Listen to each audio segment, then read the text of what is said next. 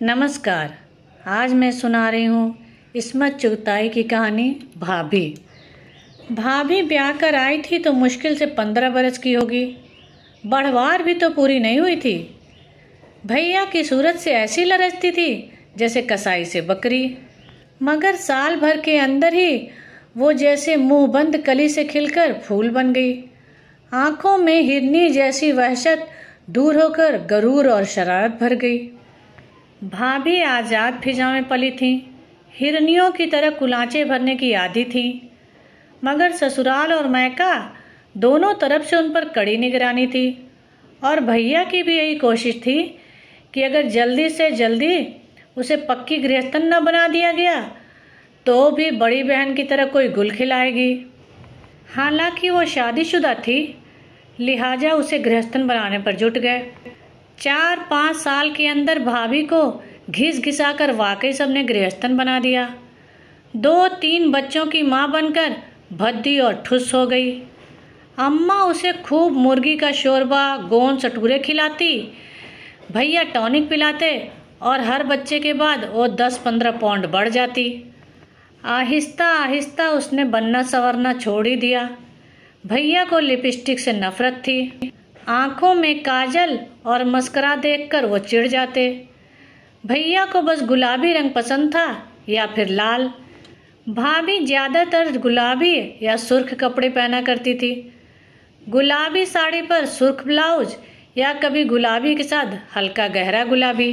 शादी के वक्त उसके बाल कटे हुए थे, मगर दुल्हन बनाते वक्त ऐसे तेल चुपड़ कर बांधे गए थे कि पता ही नहीं चलता कि वो परकटी मेम है। अब उसके बाल तो बढ़ गए थे, मगर पैर दर पैर बच्चे होने की वजह से वो जरा गंजी सी हो गई थी। वैसे भी वह बाल कसकर मैली धज्जी सी बांध लिया करती थी। उसके मियाँ को वो मैली कुचैली ऐसी ही बड़ी प्यारी लगती थी, और मैके ससुराल वाले भी उसकी सादगी को देखकर उसकी तारीफों के गुण गाते थे। भाभी थी बड़ी प्यारी सी, सुगढ़ नक्श, मक्खन जैसी रंगत, सुडौल हाथ पांव, मगर उसने इस बुरी तरह से अपने आप को ढीला छोड़ दिया था कि खमीरे आटे की तरह बह गई थी। उफ, भैया को चैन और स्कर्ट से कैसी नफरत थी। उन्हें ये नए फैशन की बदन पर चिपकी हुई कमीज से भी बड़ी घिन आती थी। तंग मोरी की शलवारों से तो ऐसे चलते थे कि तौबा। खैर, भाभी बेचारी तो शलवार कमीज के काबिल रह ही नहीं गई थी। वो तो बस ज़्यादातर ब्लाउज और पेटीकोट पर ड्रेसिंग गाउन चढ़ाए घूमा करती। कोई जान पहचान वाला आ जाता तो भी बेतकल्लुफी से वही अपना नेशनल ड्रेस पहने रहती। कोई औपचारिक मेहमान आता तो अमूनन वो अंदर ही बच्चों से सर मारा करती। जो कभी बाहर जाना पड़ता तो लिथड़ी हुई सी साड़ी लपेट लेती। वो गृहस्थन थी, उसे बन संवर कर किसी को लुभाने की क्या जरूरत थी। और भाभी शायद यूं ही गॉर्डर बनी अधेड़ और फिर बूढ़ी हो जाती। बहुएं ब्याह कर लाती जो सुबह उठकर उसे झुककर सलाम करती, गोद में पोता खिलाने को देती, मगर खुदा को कुछ और ही मंजूर था। शाम का वक्त था, हम सब लॉन में बैठे चाय पी रहे थे। भाभी पापड़ तलने बावर्ची खाने में गई थी। बावर्ची ने पापड़ लाल कर दिए थे। भैया को बादामी पापड़ भाते हैं। उन्होंने प्यार से भाभी की तरफ देखा और वो झट उठकर पापड़ तलने चली गईं। हम लोग मज़े से चाय पीते रहे। धाएं से फुटबॉल आकर ऐन भैया की प्याली में पड़ी। हम सब उछल पड़े। भैया मारे गुस्से के भन्ना उठे। कौन पाजी है? उन्होंने जिधर से गेंद आई थी उधर मुंह करके डांटा। बिखरे हुए बालों का गोल मोल सर और बड़ी बड़ी आंखें ऊपर से झांकी। एक छलांग में भैया मुंडेर पर थे और मुजरिम के बाल उनकी गिरफ्त में। ओह! एक चीख गूंजी और दूसरे क्षण भैया ऐसे उछलकर अलग हो गए जैसे उन्होंने बिच्छू के डंक पर हाथ डाल दिया हो या अंगारा पकड़ लिया हो। Sorry, I am very sorry, वो हकला रहे थे। हम सब दौड़ कर गए।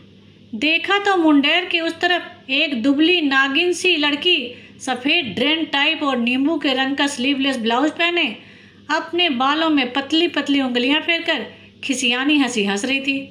और फिर हम सब हंसने लगे। भाभी पापड़ों की प्लेट लिए हुए अंदर से निकली और बगैर कुछ पूछे ये समझकर हंसने लगी कि जरूर कोई हंसने की बात हुई होगी।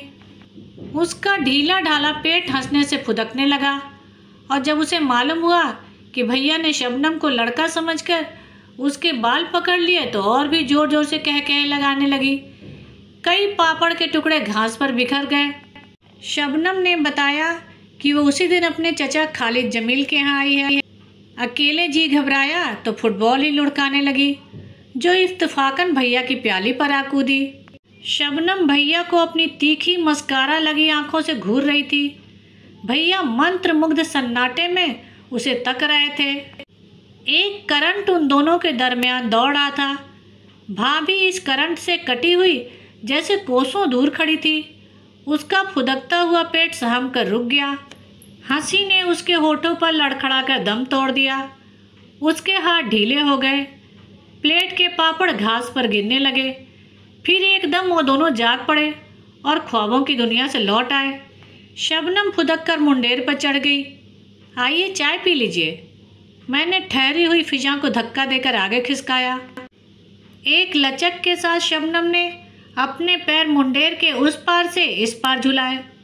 शबनम का रंग पिघले हुए सोने की तरह लौ दे रहा था। उसके बाल स्याह भौरा थे। आंखें जैसे स्याह कटोरियों में किसी ने शहद भर दिया हो। नींबू के रंग के ब्लाउज का गला बहुत गहरा था। होठ तरबूजी रंग के और उसी रंग की नेल पॉलिश लगाए वो बिल्कुल किसी अमेरिकी इश्तिहार की मॉडल मालूम हो रही थी। भाभी से कोई फुट पर लंबी लग रही थी, हालांकि मुश्किल से 2 इंच ऊंची होगी। उसकी हड्डी बड़ी नाजुक थी। कमर तो ऐसी कि छल्ले में पिरो लो। भैया कुछ गुमसुम से बैठे थे। भाभी उन्हें कुछ ऐसे ताक रही थी जैसे बिल्ली पर तौलते हुए परिंदे को घूरती है कि जैसे ही वह पर फड़फड़ाए बढ़कर दबोच ले। उसका चेहरा तमतमा रहा था। होठ भिजे हुए थे, नथुने फड़फड़ा रहे थे। इतने में मुन्ना आकर उसकी पीठ पर धम से कूदा। वो हमेशा उसकी पीठ पर ऐसे ही कूदा करता था जैसे वो गुदगुदा सा तकिया हो। भाभी हमेशा ही हंस दिया करती थी, मगर आज उसने चटाक चटाक 2 चांटे जड़ दिए। शबनम परेशान हो गई। अरे अरे अरे रोकिए ना, उसने भैया का हाथ छूकर कहा। बड़ी गुस्सावर हैं आपकी अम्मी। उसने मेरी तरफ मुंह फेर कर कहा। इंट्रोडक्शन कराना हमारी सोसाइटी में बहुत कम हुआ करता है और फिर भाभी का इंट्रोडक्शन अजीब सा लगता था। वो तो सूरत से ही घर की बहू लगती थी। शबनम की बात पर हम सब कहकहा मारकर हंस पड़े। भाभी मुन्ने का हाथ पकड़कर घसीटती हुई अंदर चल दी। अरे ये तो हमारी भाभी हैं। मैंने भाभी को धम धम जाते हुए देखकर कहा। भाभी? शबनम हैरत ज़दा होकर बोली। इनकी भैया की बीवी? ओह, उसने संजीदगी से अपनी नज़रें झुका ली। मैं समझी। उसने बात अधूरी छोड़ दी। भाभी की उम्र 23 साल है। मैंने वजाहत की, मगर डोंट बी सिली। शबनम हंसी। भैया भी उठकर चल दिए। खुदा की कसम, ओह जहालत। भाभी ने मार्टेज से 15 साल की उम्र में सीनियर कैम्ब्रिज किया था। तुम्हारा मतलब है यह मुझसे 3 साल छोटी है? मैं 26 साल की हूँ। तब तो कतई छोटी है। उफ, और मैं समझी वो तुम्हारी मम्मी है। दरअसल मेरी आंखें कमज़ोर हैं, मगर मुझे ऐनक से नफरत है। बुरा लगा होगा उन्हें। नहीं, भाभी को कुछ बुरा नहीं लगता, बेचारी। कौन कौन भाभी? न जाने मैंने क्यों कहा। भैया अपनी बीवी पर जान देते हैं। सफ़िया ने बतौर वकील कहा। बेचारी की बहुत बचपन में शादी कर दी गई होगी, मगर मुझे तो मालूम न था कि 20वीं सदी में भी बगैर देखे शादियां होती हैं। शबनम ने हिकारत से मुस्कुरा कर कहा। तुम्हारा हर अंदाज़ा गलत निकल रहा है। भैया ने भाभी को देखकर बेहद पसंद कर लिया था, तब शादी हुई थी। मगर जब वो कमल के फूल जैसी नाजुक और हसीन थी, फिर ये क्या हो गया शादी के बाद? होता क्या, भाभी अपने घर की मल्लिका हैं, बच्चों की मल्लिका हैं, कोई फिल्म एक्ट्रेस तो है नहीं। दूसरे भैया को सूखी मारी लड़कियों से घिन आती है। मैंने जानकर शबनम को चोट दी। वो बेवकूफ़ न थी। भाई, चाहे मुझे कोई प्यार करे या ना करे, मैं तो किसी को खुश करने के लिए हाथी का बच्चा कभी न बनूं। और मुआफ़ करना, तुम्हारी भाभी कहीं बहुत खूबसूरत होंगी, मगर अब तो आपका नज़रिया भैया से अलग है। मैंने बात काट दिया। फिर जब वो बल खाती सीधी सुडौल टांगों को आगे पीछे झुलाती, नन्हे नन्हे कदम रखती मुंडेर की तरफ जा रही थी, भैया बरामदे में खड़े थे। चिड़िया की तरफ फुदक कर वो मुंडेर फलांग गई। पल भर को पलटकर उसने अपनी शरबती आंखों से भैया को तौला और छलावे की तरह कोठी में गायब हो गई। भाभी लॉन पर झुकी हुई तकिया आदि समेट रही थी, मगर उसने एक नज़र न आने वाला तार देख लिया था, जो भैया और शबनम की निगाहों के दरमियान दौड़ रहा था। एक दिन मैंने खिड़की में से देखा, शबनम फूला हुआ स्कर्ट और सफ़ेद खुले गले का ब्लाउज पहने पप्पू के साथ सांबा नाच रही थी। उसका नन्हा सा पिकनीज कुत्ता टांगों में उलझ रहा था। वो ऊंचे ऊंचे कहकहे लगा रही थी। उसकी सुडौल सांवली टांगें हरी हरी घास पर थिरक रही थी। काले रेशमी बाल हवा में छलक रहे थे। 5 साल का पप्पू बंदर की तरफ फुदक रहा था, मगर वो नशीली नागिन की तरह लहरा रही थी। उसने नाचते नाचते नाक पर अंगूठा रखकर मुझे चिढ़ाया। मैंने भी जवाब में घूंसा दिखा दिया, मगर फौरन ही मुझे उसकी निगाहों का पीछा करके मालूम हुआ कि ये इशारा वो मेरी तरफ नहीं कर रही थी। भैया बरामदे में खड़े थे और वह मुंह चिढ़ाकर जला रही थी। उसकी कमर में बल पड़ रहे थे, कुल्हे मटक रहे थे, बाहें थरथरा रही थी, होठ लरज रहे थे। भैया की आंखें चमक रही थी और वो खड़े दांत निकाल रहे थे। मेरा दिल धक्क से रह गया। भाभी गोदाम में अनाज तुलवाकर बावर्ची को दे रही थी। शबनम की बच्ची, मैंने दिल में सोचा, मगर मुझे गुस्सा भैया पर आया। उन्हें दांत निकालने की क्या जरूरत थी? इन्हें तो शबनम जैसी कांटों से नफरत थी। इन्हें तो अंग्रेजी नाचों से घिन आती थी। फिर वो क्यों खड़े उसे तक रहे थे? और ऐसी भी क्या बेसुधी कि उनका जिस्म सांबा की ताल पर लरज रहा है और उन्हें खबर न थी। इतने में बॉय चाय की ट्रे लेकर लॉन में आ गया। भैया ने हम सबको आवाज़ दी और बॉय से कहा भाभी को भेज दे। रस्मन शबनम को भी बुलावा देना पड़ा। मेरा तो जी चाह रहा था कि कतई उसकी तरफ से मुंह फेर कर बैठ जाऊं, मगर जब वह मुन्ने को पद्दी पर चढ़ाए मुंडेर फलांग कर आई तो न जाने क्यों मुझे वो कतई मासूम लगी। मुन्ना स्कार्फ लगामों की तरह थामे हुआ था और वह घोड़े की चाल उछलती हुई लॉन पर दौड़ रही थी। भैया ने मुन्ने को उसकी पीठ पर से उतारना चाहा, मगर वो और भी चिमट गया। अभी और थोड़ा चलें आंटी। नहीं बाबा, आंटी में दम नहीं है, शबनम चिल्लाई। बड़ी मुश्किल से भैया ने मुन्ने को उतारा, मुंह पर एक चांटा लगाया। एकदम तड़प कर शबनम ने उसे गोद में उठा लिया और भैया के हाथ पर जोर का थप्पड़ लगाया। शर्म नहीं आती? इतने बड़े ऊंट के ऊंट छोटे से बच्चे पर हाथ उठाते हैं। भाभी को आता देखकर उसने मुन्ने को गोद में दे दिया। उसका थप्पड़ खाकर भैया मुस्कुरा रहे थे। देखिए तो कितनी जोर से थप्पड़ मारा है। मेरे बच्चे को कोई मारता तो हाथ तोड़ कर रख देती। उसने शरबत की कटोरियों में जहर घोलकर भैया को देखा और फिर हंस रहे हैं बेहया।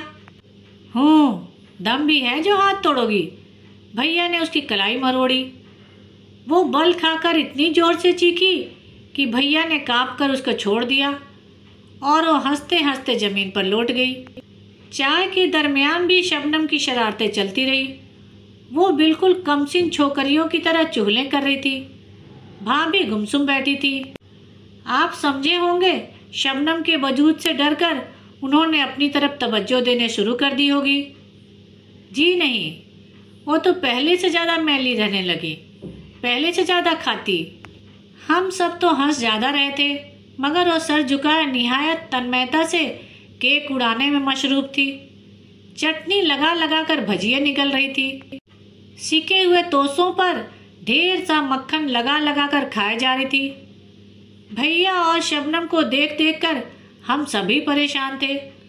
और शायद भाभी भी फिक्रमंद होगी, लेकिन अपनी परेशानी को वो मुर्गन खानों में दफन कर रही थी।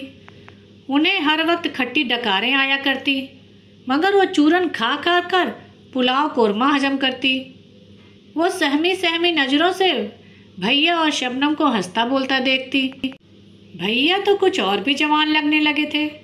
शबनम के साथ वो सुबह शाम समंदर में तैरते।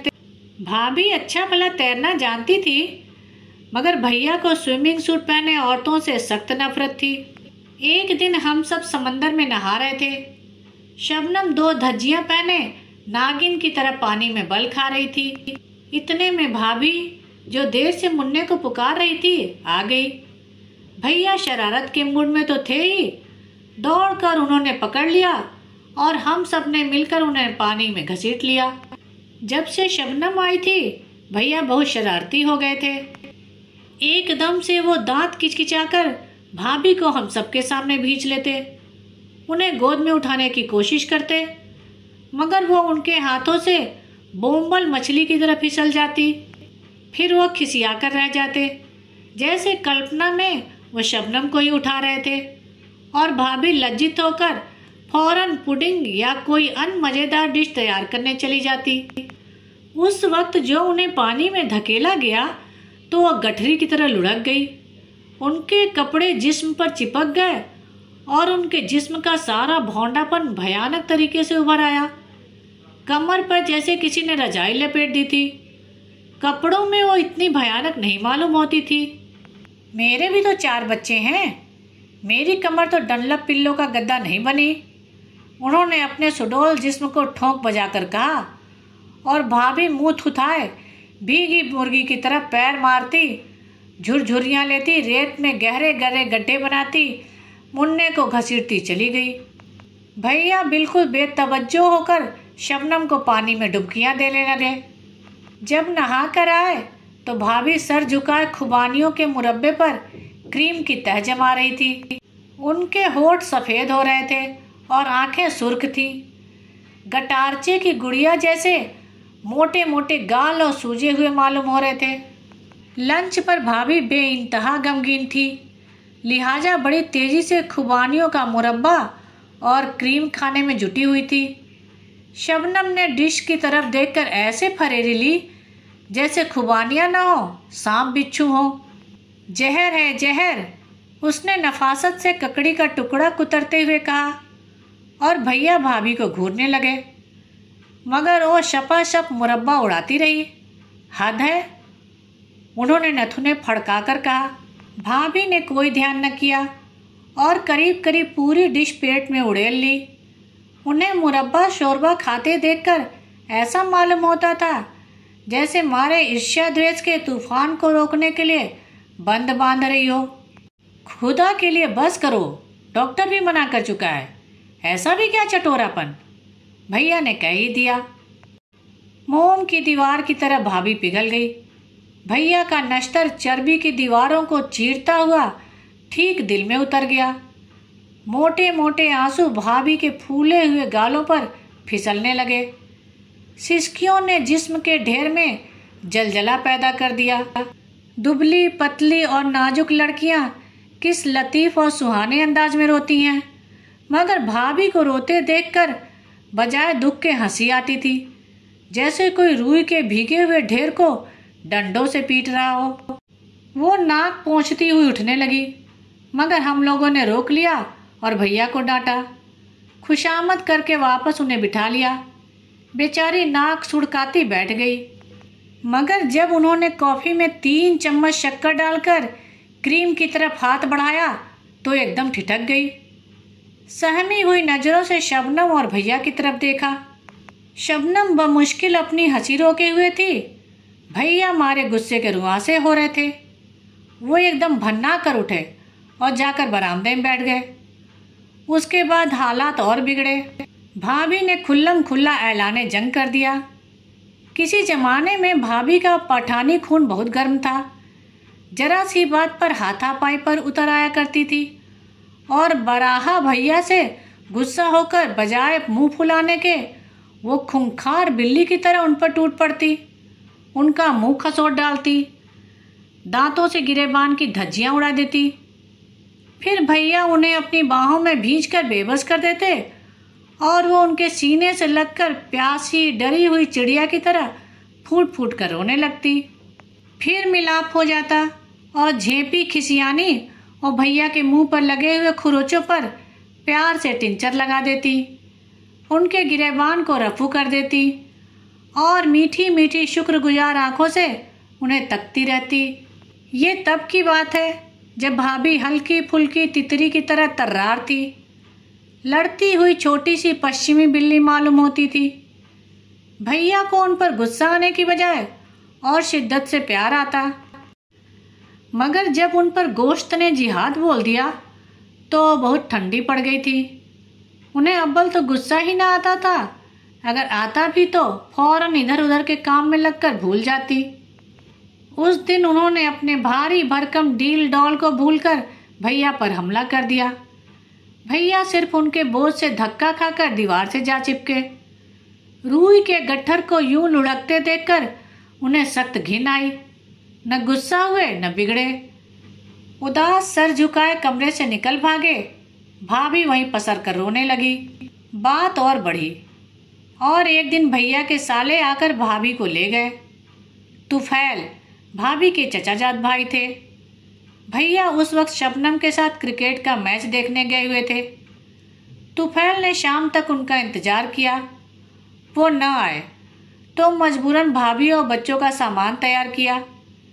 जाने से पहले भैया घड़ी भर को खड़े खड़े आए। दिल्ली का मकान मैंने मेहर में दिया। उन्होंने रुखाई से तुफैल से कहा, मेहर? भाभी थर थर कांपने लगी। हाँ, तलाक के कागजात वकील के जरिए पहुंच जाएंगे।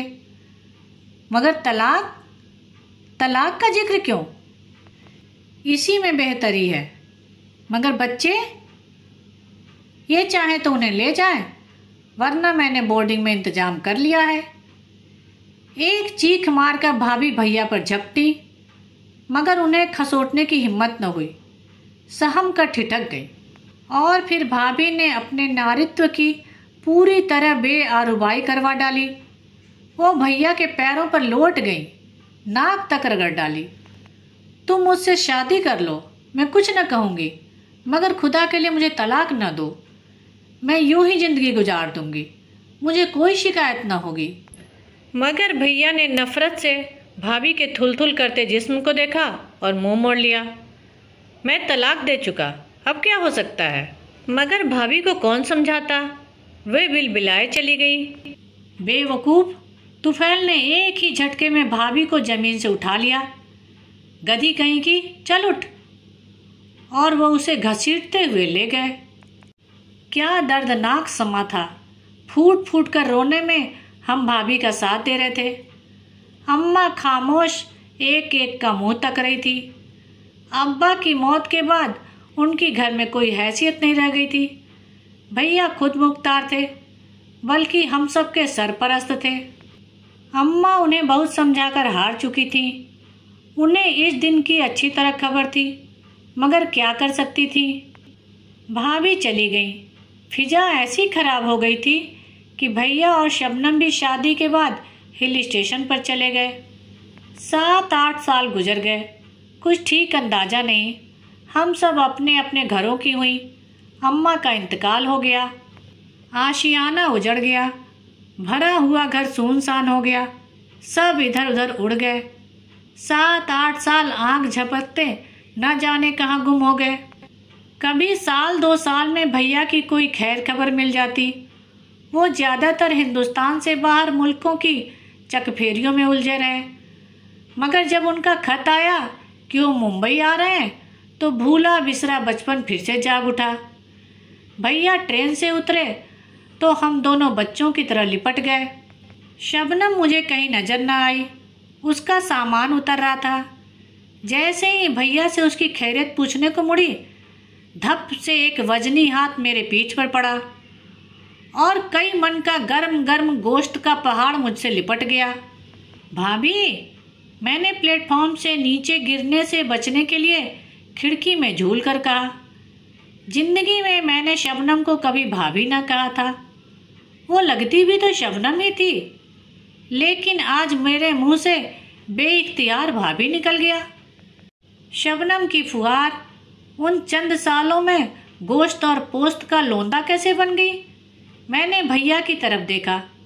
वो वैसे ही दराज कद और छरहरे थे, 1 तोला गोश्त न इधर न उधर। जब भैया ने शबनम से शादी की तो सभी ने कहा था शबनम आज़ाद लड़की है, पक्की उम्र की है। भाभी, ये तो मैंने शहजाद को हमेशा भाभी ही कहा।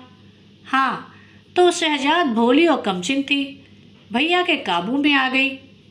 ये नागिन इन्हें डस कर बेसुध कर देगी, इन्हें मजा चखाएगी। मगर मजा तो लहरों को सिर्फ चट्टान ही चखा सकती है। बच्चे बोर्डिंग में हैं, छुट्टी नहीं थी उनकी। शबनम ने खट्टी डकारों भरी सांस मेरी गर्दन पर छोड़कर कहा, और मैं हैरत से उस गोश्त के ढेर में उस शबनम को ढूंढ रही थी जिसने शहजाद के प्यार की आग को बुझाकर भैया के कलेजे में नई आग भड़का दी थी। मगर ये क्या, उस आग में भस्म हो जाने से भैया तो और भी सच्चे सोने की तरह तप कर निखर आए थे। आग खुद अपनी तपिश में भस्म होकर राख का ढेर बन गई थी। भाभी तो मक्खन की ढेर थी, मगर शबनम तो झुलसी हुई टसियाली राख थी। उसका सांवला कुंदनी रंग मरी हुई छिपकली के पेट की तरह और जर्द हो चुका था। वो शरबत धुली हुई आंखें गंदली और बेरौनक हो गई थी। पतली नागिन जैसी लचकती हुई कमर का कहीं दूर दूर तक पता न था। वो मुस्तकिल तौर पर हामिला मालूम होती थी। वो नाजुक नाजुक लचकीली शाखों जैसी बाहें मुदगर की तरह हो गई थी। उसके चेहरे पर पहले से ज्यादा पाउडर छुपा हुआ था। आंखें मस्कारा से लिपटी हुई थी। भवें शायद गलती से ज्यादा नुच गई थी, जब ही इतनी गहरी पेंसिल घिसनी पड़ी थी। भैया रिड्ज में ठहरे। रात को डिनर पर हम वहीं पहुंच गए। कैबरे अपने पूरे शवाब पर था। मिस्री हसीना अपने छाती जैसे पेट को मरोड़ियाँ दे रही थी। उसके कुल्हे दायरों में लचक रहे थे। सुडौल मरमरी बाजू हवा में थरथरा रहे थे। बारीक शिफॉन से उसकी रुपहली टांगें हाथी दंत के तरासे हुए सतुनों की तरह फड़क रही थीं। भैया की भूखी आंखें उसके जिस्म पर बिच्छुओं की तरह रेंग रही थी। भाभी, जो कभी शबनम थी, मिस्री रक्कासा की तरह लहराई हुई बिजली थी, जो एक दिन भैया के होशो हवास पर गिरी थी, आज रेत के ढेर की तरह भसकी बैठी थी। उसके मोटे मोटे गाल खून की कमी और मुस्तकिल स्थायी बदहजमी की वजह से पीलेपन की ओर अग्रसर हो रहे थे। नियॉन लाइट्स की रोशनी में उसका रंग देखकर ऐसा मालूम हो रहा था जैसे किसी अनजाने नाग ने डस लिया हो। मिस्री रक्कासा के कूल्हे तूफान मचा रहे थे और भैया के दिल की नाव उस भंवर में चक्कर फेरियां खा रही थी। 5 बच्चों की माँ शबनम, जो अब भाभी बन चुकी थी, सहमी सहमी नज़रों से उन्हें तक रही थी। ध्यान बटाने के लिए वो तेजी से भुना हुआ मुर्ग हड़प कर रही थी। ऑर्केस्ट्रा ने एक भरपूर सांस खींची। साज कराहे, ड्रम का दिल गूंज उठा। मिस्री रक्कासा की कमर ने आखिरी झकोले लिए और निढाल होकर मरमरी फर्श पर फैल गई। हॉल तालियों से गूंज रहा था। शबनम की आंखें भैया को ढूंढ रही थी। बैरा तरोताज़ा रस भरी और क्रीम का जग ले आया। बेख्याली में शबनम ने प्याला रस भरियों से भर लिया। उसके हाथ लरज रहे थे। आंखें चोट खाई हुई हिरनियों की तरह परेशान चौकड़ियां भर रही थीं। भीड़ भाड़ से दूर हल्की अंधेरी बालकोनी में भैया खड़े मिस्री रक्कासा का सिगरेट सुलगा रहे थे। उनकी रसमयी निगाहें रक्कासा की नीली आंखों से उलझ रही थी। शबनम का रंग उड़ा हुआ था और वो एक ऊबड़ खाबड़ पहाड़ की तरह बैठी हुई थी। शबनम को अपनी तरफ ताकता देखकर भैया रक्कासा का बाजू थामे अपनी मेज पर लौट आए और हमारा तारुफ करवाया। मेरी बहन, उन्होंने मेरी तरफ इशारा किया। रक्कासा ने लचक कर मेरे वजूद को मान लिया। मेरी बेगम, उन्होंने ड्रामाई अंदाज में कहा। जैसे कोई मैदाने जंग में खाया हुआ जख्म किसी को दिखा रहा हो। रक्कासा स्तब्ध रह गई, जैसे उनकी जीवन संगिनी को नहीं, खुद उनकी लाश को खून में लथपथ देख लिया हो। वो भयभीत होकर शबनम को घूरने लगी। फिर उसने अपने कलेजे की सारी ममता अपनी आंखों में समोकर भैया की तरफ देखा। उसकी एक नज़र में लाखों फसाने पोशीदा थे। उफ, ये हिंदुस्तान जहाँ जहालत से कैसी कैसी प्यारी हस्तियाँ रस्मों रिवाज पर कुर्बान की जाती हैं। काबिले परस्ती हैं वो लोग, और काबिले रहम भी हैं जो ऐसी ऐसी सजाएं भुगतते हैं। मेरी शबनम भाभी ने रक्कासा की निगाहों में ये सब पढ़ लिया। उसके हाथ कांपने लगे।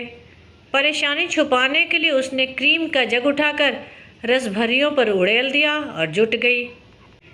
प्यारे भैया, हैंडसम और मजलूम, सूरज देवता की तरह हसीन और रोमांटिक, शहद भरी आंखों वाले भैया, चट्टान की तरह अटल, एक अमर शहीद का रूप सजाए बैठे मुस्कुरा रहे थे। एक लहर चूर चूर उनके कदमों में पड़ी दम तोड़ रही थी। दूसरी नई नवेली लचकती हुई लहर उनकी पथरीली बाहों में समाने के लिए बेचैन और बेकरार थी। धन्यवाद। मेरे चैनल को लाइक करें, शेयर करें और सब्सक्राइब करें, जिससे मेरी सभी कहानियाँ आपको समय पर मिल जाएं।